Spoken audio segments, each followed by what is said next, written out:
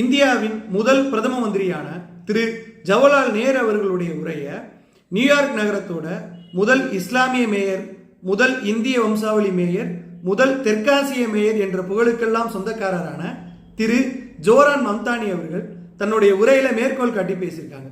திரு ஜோரான் மம்தானி இந்திய வம்சாவளி மேயர். இவங்க அம்மா இந்தியாவை சேர்ந்தவங்க மீரா நாயர்.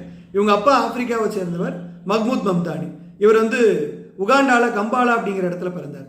இவர் நியூயார்க்ல பொதுமக்கள் முன்னாடி பேசும்போது 1947ஆம் ஆண்டு சுதந்திரம் கிடைச்சப்ப நேரு அவர்கள் பேசின உரை ட்ரஸ்ட் வித் டெஸ்டினி அப்படின்னு சொல்லுவாங்க.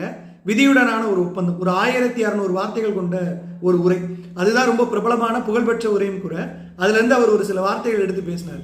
அது என்ன அப்படின்னா, வரலாற்றில் அரிதாகவே வரும் ஒரு தருணம் வருகிறது. நாம் பழையதிலிருந்து புதியதற்கு அடியெடுத்து வைக்கும் போது, ஒரு யுகம் முடிவடையும் போது, நீண்ட காலமாக அடைத்து வைக்கப்பட்ட ஒரு தேசத்தின் ஆன்மா வெளிப்படும் போது அப்படிங்கிற வார்த்தையை பொதுமக்கள் முன்னாடி மேற்கோள் காட்டி பேசியிருக்காரு. நன்றி.